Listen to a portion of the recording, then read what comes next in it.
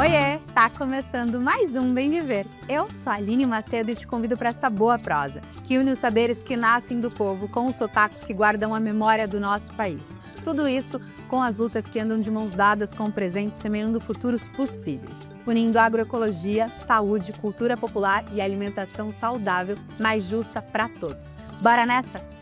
Gabriel Leone dá vida a Hamlet nas ruínas do Copan e integra a equipe do filme O Agente Secreto no tapete vermelho do Oscar. Na Amazônia, a arte dos quadrinhos vira ferramenta de luta. Do outro lado do mundo, na China, o trabalho coletivo está transformando a vida no campo. E para adoçar a prosa, tem receita de um bolo de coco com aquele gostinho de casa. Tudo isso e muito mais agora no Bem Viver. Ser ou não ser? Em São Paulo, a resposta está no topo de um dos prédios mais emblemáticos da cidade. O clássico de Shakespeare ocupa o Cine Copan com uma proposta imersiva, onde o público caminha pela história. À frente do elenco está Gabriel Leone, que dá vida a Hamlet, um Hamlet contemporâneo, equilibrando o palco com o tapete vermelho de Hollywood. O ator integra também o elenco do filme O Agente Secreto, que representa o Brasil no Oscar desse ano em 4 categorias, incluindo Melhor Filme. Em um bate-papo exclusivo com Rodrigo Chagas, ele conta um pouquinho sobre esse momento único. Bora conferir. Se for agora, não está por vir. Peça Hamlet no Cine Copan. E se não for agora, um dia será. Gostando ou não gostando, é o Hamlet feito no Cine Copan, que é um espaço histórico para a cidade de São Paulo, né, dentro de um prédio histórico desenvolvido pelo Niemeyer, um cinema para 1000 lugares, para 1000 pessoas, e a história desse cinema, né, que chegou a virar uma igreja durante alguns anos, e o fato de agora, depois da nossa peça, ele voltar a ser um cinema, eu acho que tudo torna esse espaço muito único. Ele é lindo, tanto a arquitetura dele quanto o estado que ele está servindo a nossa peça, né? Ou seja, a ruína que ele se encontra é o nosso cenário principal. Mais do que cenário, se transformou num personagem da peça, né? As pessoas, acho que todo mundo que entra aqui arregala o olho, porque você passa no Copan ali dentro, você vê uma fachadazinha, entra no hall, você não dá muita coisa. Quando você sobe a escada e entra e vê o tamanho disso, a estrutura, o jeito que as coisas estão. A tradução que a gente escolheu é a do Wagner Moura, feita por ele, pelo Adebal Freire Filho e a Bárbara Harrington. Quando o Wagner fez a montagem dele, Wagner me deu, inclusive, em mãos o livro com a tradução. E foi um dos caras que mais me incentivou a fazer esse personagem, porque foi um processo transformador na vida dele. E aí a tradução do Wagner já tinha essa ideia de aproximar a nível da linguagem, sem perder a complexidade, sem perder a poesia do texto. Um clássico não vira um clássico à toa, né? Tem a ver com o que a gente está falando, com a contundência dele. Mas da mesma forma é muito bonito de ver como esse clássico ele se encaixa e ele reverbera em cada época que ele é montado. Eu não teria vindo aqui pedir sua ajuda se eu não achasse que era uma situação perigosa. Brasil no Oscar. Para além do Agente Secreto, eu particularmente, modéstia à parte, acho que é um grande filme e acho que é muito merecido tudo que está acontecendo com o filme desde Cannes, mas eu fico muito feliz e muito orgulhoso de fazer parte desse momento do cinema nacional, sabe? São 2 anos que a gente vem de uma safra de filmes muito importantes, muito contundentes. É claro que essa valorização dos festivais, das grandes premiações é muito importante, mas tem sido muito importante também a gente ver essa reconexão do público brasileiro com o cinema. O Ainda Estou Aqui fez mais de 6 milhões de espectadores, o Agente Secreto mais de 2 milhões de espectadores. As pessoas falando sobre filmes nacionais com uma excitação, as pessoas torcendo com uma excitação que a gente vê, sei lá, em Copa do Mundo, sabe? Isso é muito emocionante. São 2 anos seguidos do Brasil resgatando a sua potência artística, se reconectando com o público brasileiro e, por consequência, com o mundo afora. Quando a gente pensa que o Brasil está sendo indicado 2 anos seguidos, não só a melhor filme estrangeiro, mas a melhor filme, 2 filmes falados em português, feitos no Brasil, 2 filmes sobre a história do Brasil, é muita coisa, sabe? Porque no sentido de que é isso, são 2 anos que a gente tem filmes, que a gente tem uma safra de filmes figurando entre os melhores filmes do mundo, entende? Isso é muito importante, é um fortalecimento, é a cultura se reerguendo depois de tantos anos, de tanta porrada que a gente levou, de uma forma muito bonita. Eu tô ameaçado de morte. Bob e a violência política. Esse tipo aqui, o senhor já deve saber, mas, cara... A gente está falando de 77 no filme. O Kleber sempre falou disso, por mais que seja um filme que se passa na ditadura, a gente nunca menciona a palavra ditadura. É um filme diferente do Ainda Estou Aqui, de outros filmes que as coisas estão ali de uma forma mais contundente. Eu acho que é um filme que vem falar sobre a atmosfera, vem falar sobre pessoas ordinárias vivendo no período da ditadura, sabe? E eu acho que quando a gente não marca essa coisa, como eu estou falando, a gente não fala a palavra ditadura, por mais que a gente saiba que esteja, e a própria escolha do filme de fazer uma ligação com os dias de hoje, em relação à memória, etc., o Kleber, na minha opinião, está, sim, fazendo um paralelo com tudo que a gente viveu nos últimos anos e vem vivendo no Brasil. As pessoas pedindo a volta da ditadura, questionando se houve tortura e perseguição e censura. Personagens como o meu, como o Bob, eles nunca deixaram de existir no Brasil e no mundo, né? Mas falando especificamente do Brasil, eles nunca deixaram de existir. De alguma forma, eles sempre tiveram aqui, mas as coisas estavam um pouco veladas, um pouco ali embaixo do tapete. Eu acho que isso tudo veio à tona, assim, isso tudo saiu pelo ralo, isso tudo começou a ser legitimado, incentivado, a violência, a agressividade, preconceito, a discriminação, enfim. Então isso tudo começou a ficar mais evidente do que nunca ao nosso redor, né? E a gente via, essas pessoas endossando o governo, enfim, que endossava esse tipo de comportamento.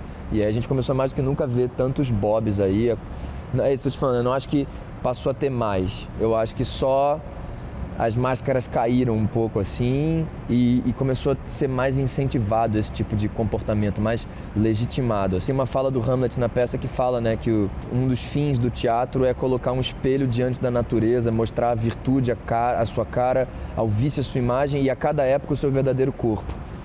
E eu acho que a gente pode tirar do teatro e colocar isso na arte como um todo, né? Então, quando a gente faz um filme como esse, que fala de 77, como eu disse, a gente está falando de hoje em dia também, entendeu? Então, eu acho que esse Bob, esse personagem, é um personagem que espelha, infelizmente, muitos comportamentos e muitas pessoas que estão à nossa volta, né? Dentro da democracia, cada um tem direito de se manifestar e de se colocar da maneira que bem entende, inclusive de não se manifestar, não se colocar.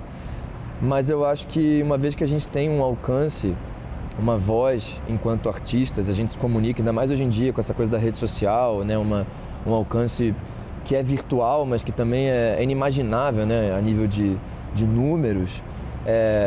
Eu acho que está nas nossas mãos de poder contribuir da forma que a gente acredita para o que a gente acredita. O canal que a gente tem direto ali, e que a gente pode utilizar isso não para manipular as pessoas ou para forçar as pessoas a absolutamente nada, mas para, assim como a gente faz com os nossos projetos artísticos, para chamar as pessoas à reflexão, estimular o senso crítico. Isso é o mais importante.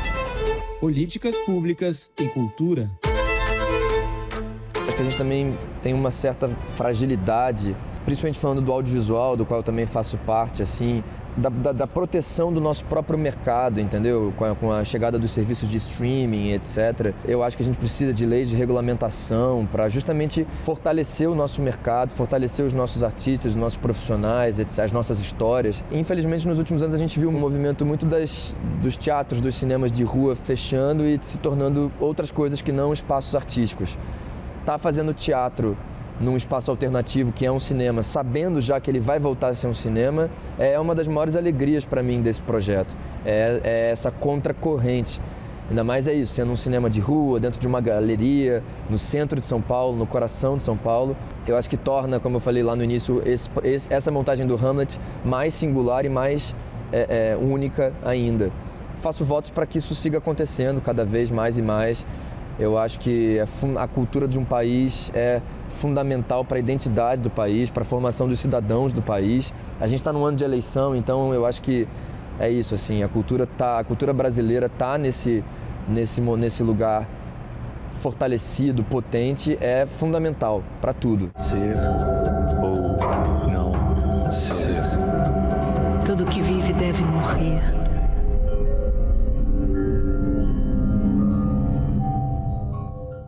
E bora torcer muito pela nossa arte no Oscar. E fica a dica, a peça Hamlet, Os Sonhos que Virão, segue em cartaz no Cine Copan, em São Paulo, até o dia 19 de abril. Vale a pena conferir.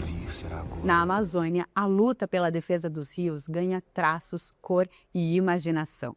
Quadrinistas do Norte se juntaram à mobilização indígena que conseguiu barrar a privatização dos rios Tapajós, Madeira e Tocantins. Entre páginas e ilustrações, as histórias em quadrinhos se conectam aos territórios e mostram que a defesa pela floresta é um ato coletivo. Vamos acompanhar mais na reportagem de Mariana Castro.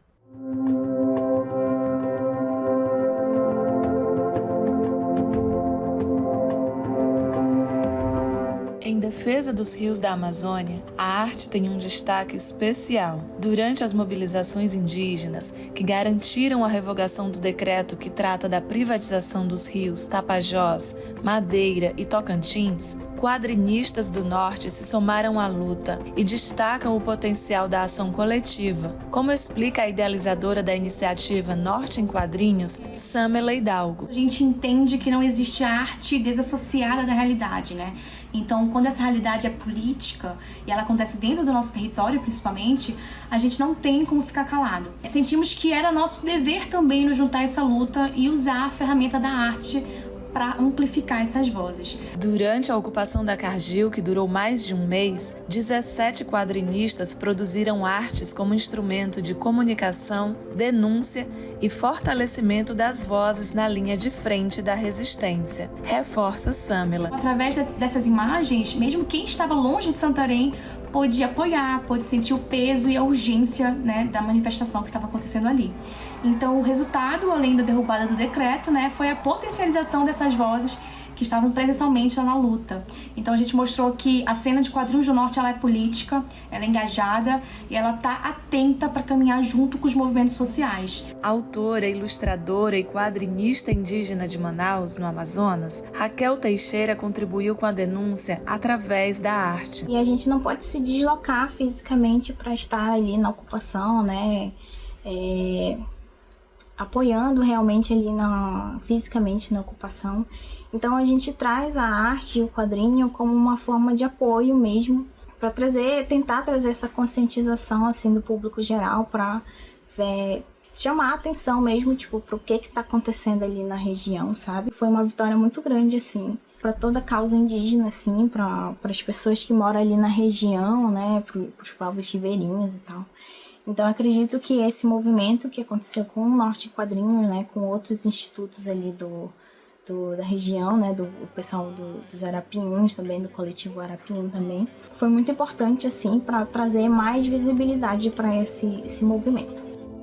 Artista indígena da etnia Cocama do Amazonas, Levi Gama também participou da ação e destacou o papel dos quadrinhos em defesa da natureza e da vida. As histórias em quadrinhos e todas as produções artísticas, elas servem como um instrumento para se conectar tanto aos indígenas quanto os não indígenas, para entenderem como que é essa relação dos povos indígenas com o lugar na qual eles pertencem.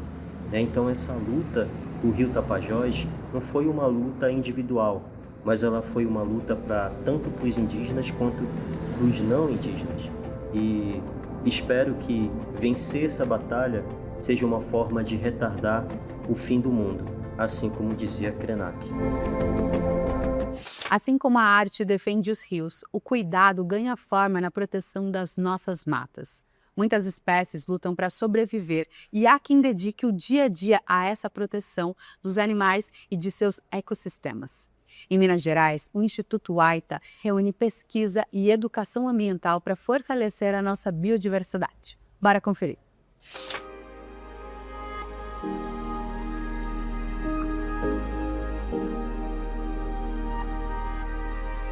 Você sabia que milhares de animais silvestres precisam de ajuda para continuarem existindo?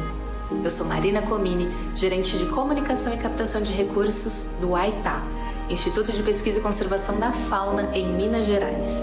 O Huayta nasceu do voluntariado, profissionais que se uniram e decidiram proteger a fauna silvestre, principalmente contra o tráfico. E hoje somos uma OCIP que atua há 15 anos com reabilitação de animais, pesquisa científica e educação ambiental, trabalhando em parcerias com CETAS, CETRAS, IBAMA, IEF e instituições privadas, fortalecendo a conservação da biodiversidade.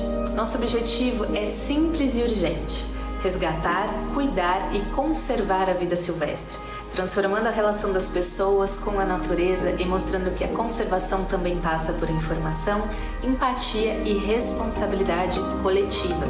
Se identificou com os nossos valores? Nos acompanhe nas redes sociais e conheça os projetos. @waita.ong. Proteger a fauna é proteger o futuro. No interior da China, um lugar que já foi marcado pela escassez, hoje revela outras possibilidades. No condado de Hongjiang, as comunidades transformam cultura e políticas públicas em caminho para uma vida mais digna. Por lá, o desenvolvimento ganha um sentido mais profundo, o de ficar, cultivar e prosperar no próprio território. Quem chega para contar para a gente mais sobre isso é o Bruno Fass. O condado de Hongjiang, em Guizhou, sudoeste da China, esteve entre os mais pobres do país. Graças ao Programa Nacional de Erradicação da Pobreza, a região se tornou um exemplo de revitalização rural. Na aldeia de Sanbaodong, habitada pelos grupos étnicos Dong e Miao, projetos locais estão melhorando a vida da comunidade. Li Xiang, guia turística da etnia Dong, contou como o turismo se transformou em uma nova fonte de renda. No condado de Hongjiang, há poucos anos a pobreza era muito alta, mas hoje o desenvolvimento rural está cada vez melhor, especialmente graças ao turismo. Em Sanbaodong, estamos transformando casas de vizinhos em pousadas para atrair visitantes e gerar renda. Este projeto é um exemplo típico de como a revitalização rural pode melhorar a vida da comunidade. Ao mesmo tempo, as tradições culturais das etnias Miao e Dong, como festivais e vestimentas tradicionais, continuam vivas, oferecendo aos visitantes uma experiência autêntica da região. A preservação do patrimônio e das culturas das minorias étnicas também é prioridade do Partido Comunista Chinês. Danças típicas, vestimentas tradicionais e a tecelagem artesanal são mantidas graças aos programas de desenvolvimento rural. Apresentações musicais mostram como essas iniciativas fortalecem a identidade local e apoiam a economia da comunidade.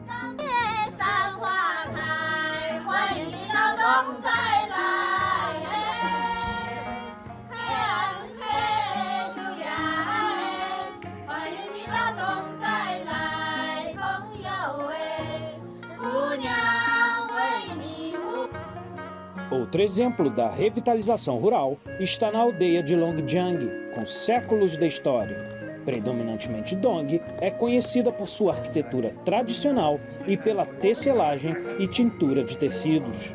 Os moradores transformam essas tradições em desenvolvimento comunitário. A venda de tecidos gera renda e ajuda a evitar o êxodo rural. Yang Shizu coordena um projeto que criou empregos, dinamizou a economia e atraiu visitantes de todo o país. Antes vivíamos no campo e não tínhamos muito o que fazer, sempre trabalhando fora. Mas graças a este projeto de tecelagem, agora podemos ficar e trabalhar aqui mesmo em nossa aldeia. O que antes fazíamos só para nós, para nos vestir, agora é vendido e nos permite gerar renda. Nunca imaginamos que cresceria tanto. Mais de 20 pessoas participam e várias também trabalham fora. Ver nosso trabalho valorizado e a comunidade prosperando nos deixa muito felizes e orgulhosos. Hongjiang se transformou hoje em um símbolo internacional de como um estado forte, que intervém na economia, pode impulsionar mudanças estruturais e permanentes. Com a China retirando 100 milhões de pessoas da situação de pobreza extrema e alcançando sua erradicação em 2020, seu programa se tornou modelo para todo o sul global. E bora de comida de verdade? Hoje a nossa chefe Rema Soto chega com aquele sabor que abraça a nossa memória. Hoje é dia de doce, bolo de coco, daqueles que é perfeito para perfumar a casa e trazer aquela boa prosa. É com você, Rema!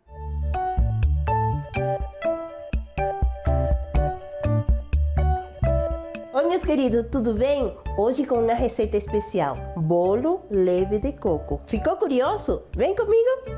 A gente vai precisar de uma caixinha de leite condensado, 3 colheres de sopa de leite em pó, 150 gramas de coco ralado, 4 ovos, 40 gramas de açúcar. Esse bolo é um negócio assim meio místico, porque ele não tem farinha, ele não tem fermento em pó e fica de um jeito maravilhoso. Vamos começar? A gente mistura 3 colheres de leite em pó para 300 ml de água. A gente está trabalhando com esse leite aqui, que a gente pegou no Armazém do Campo, que é maravilhoso. Leite condensado, o coco ralado, que nesse caso ele vai fazer as vezes de nossa farinha. São 4 ovos, a gente separa as gemas das claras. Misturamos e aqui a gente vai reservar para trabalhar com as claras.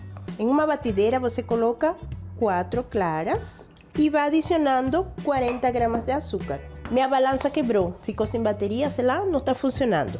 Como que eu consigo ter a mesma quantidade ou perto das 40 gramas? A gente pega uma colher de sopa. Se ela fosse cheia, são 2.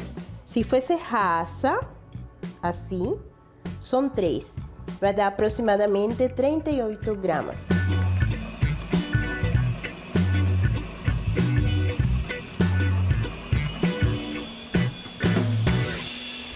E aí, o que a gente faz? A gente vai misturar com aquele primeiro preparo de forma envolvente e delicadamente. Não tem pressa. A gente não precisa fazer esse movimento porque o ar que a gente ganhou nas claras se perde, né? Se a gente mexe muito rápido. E aí a gente despeja em uma forma que já tem um caramelo. Ah, o caramelo é muito difícil. Não é não. A gente pega uma xícara de açúcar pela metade de água, coloca no fogo e deixa ela douradinha. E coloca dentro de uma forma com água quente, porque a gente vai cozinhar ela a banho-maria. E leva ao forno 180 graus aproximadamente por 45 minutos. Então, após o tempo do forno, a gente deixa ele mornar e leva para a geladeira. Eu já adiantei esse processo, foram umas 4 horas mais ou menos.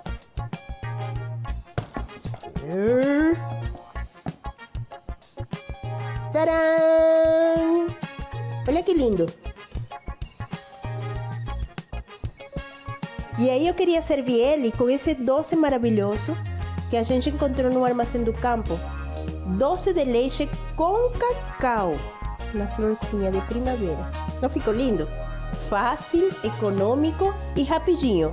Não contém glúten, não contém fermento em pó, então é fácil de fazer. Inclusive, se você quiser testar com leite de coco para ser ele sem lactose também, dá, sem problema nenhum. Mas você sabe, né? Se você gostou, marca a gente nas redes sociais, Rema Chef sobre Restaurante. E agora é minha vez. Incrível!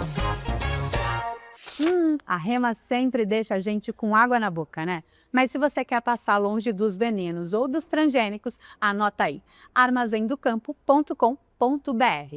E olha, assim você já consegue encontrar uma loja mais perto de você e garantir os produtos direto da Reforma Agrária.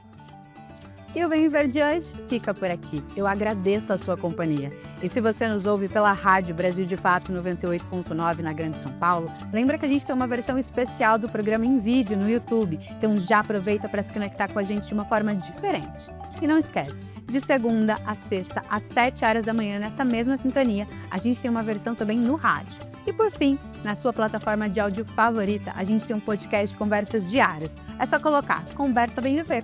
Até mais!